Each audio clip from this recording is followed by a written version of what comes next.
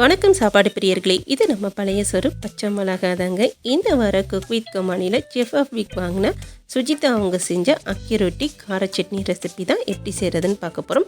அதுக்கு முன்னாடி நம்ம சேனல் பழைய சோறு பச்சை மிளகாவை சப்ஸ்கிரைப் பண்ணாட்டி ப்ளீஸ் மறக்காமல் சேனலை சப்ஸ்கிரைப் பண்ணிவிட்டு உங்களோட சப்போர்ட்டை தொடர்ந்து தெரியப்படுத்துங்க.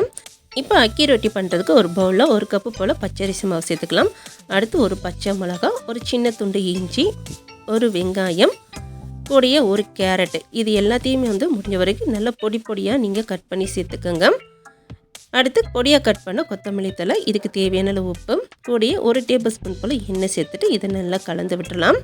நம்ம சேர்த்து அந்த வெங்காயம் கேரட்லேயே ஓரளவுக்கு ஈரப்பதம் இருக்கும். இப்போ இது எல்லாத்தையும் நல்லா கலந்து விட்ட பிறகு இதில் நாம் தண்ணி சேர்த்துக்கலாம். தண்ணி கண்டிப்பாக நீங்கள் ஹாட் வாட்டர் தான் சேர்க்கணும். இப்போ தண்ணி சேர்த்துட்டு ஒரு வாட்டி லைட்டாக கலந்து விட்டுட்டு கை பொறுக்கிற சூட்டில் இருக்கும் போதில் இதை நாம் நல்லா பிசைஞ்சு எடுத்துக்கலாம். இப்போ மாவை நல்லா சாஃப்டாக நம்ம பிசைஞ்சு எடுத்தாச்சு. அடுத்து இந்த மாதிரி ஒரு வாழலை எடுத்துகிட்டு இதில் கொஞ்சமாக எண்ணெய் நம்ம சேர்த்துக்கலாம். சேர்த்துட்டு இந்த மாதிரி நல்லா ஸ்ப்ரெட் பண்ணி விட்டலாம்.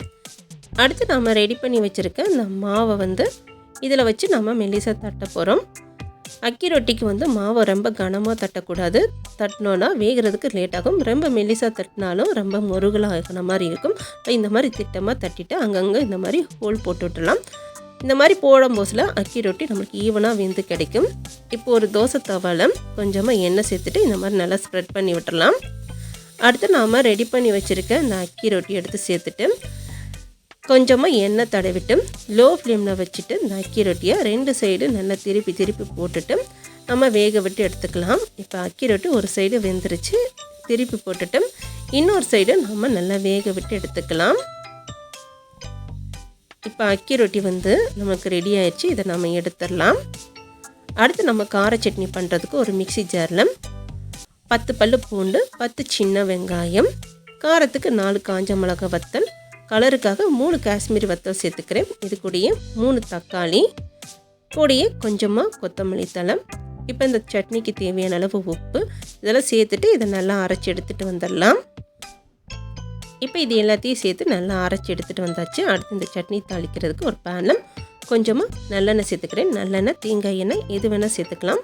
இப்போ எண்ணெய் சூடான பிறகு கொஞ்சமாக கடுகு உளுத்தம் பருப்பு, கொஞ்சம் பெருங்காயம், கொஞ்சம் கருவேப்பிலை சேர்த்துட்டு நல்லா தாளிச்சுக்கலாம். அடுத்து நம்ம அரைச்சி வச்சுருக்க இந்த சட்னி சேர்த்துக்கலாம். கூடிய தேவையான அளவு தண்ணி சேர்த்துட்டு இதில் இருக்க பச்சை வாசனை போய் எண்ணெய் பிரிஞ்சு வர வரைக்கும் லோ ஃப்ளேமில் அப்படியே விட்டுடலாம். இப்போ இந்த கார சட்னி நல்லா கொதிச்சு இதில் இருக்க பச்சை வாசனையெல்லாம் போயாச்சு. இப்போ இதை நம்ம இறக்கிடலாம். இந்த வாரம் குக் வித் கோமாளியில் சுஜிதா அவங்க செஞ்ச அக்கி ரொட்டி கார சட்னி எப்படி செய்கிறதுன்னு பார்த்தோம். ரொம்ப சிம்பிளான ஒரு ரெசிபி தான். கண்டிப்பாக இந்த ரெசிபியை நீங்களும் ஒரு வாட்டி ட்ரை பண்ணி பாருங்கள்.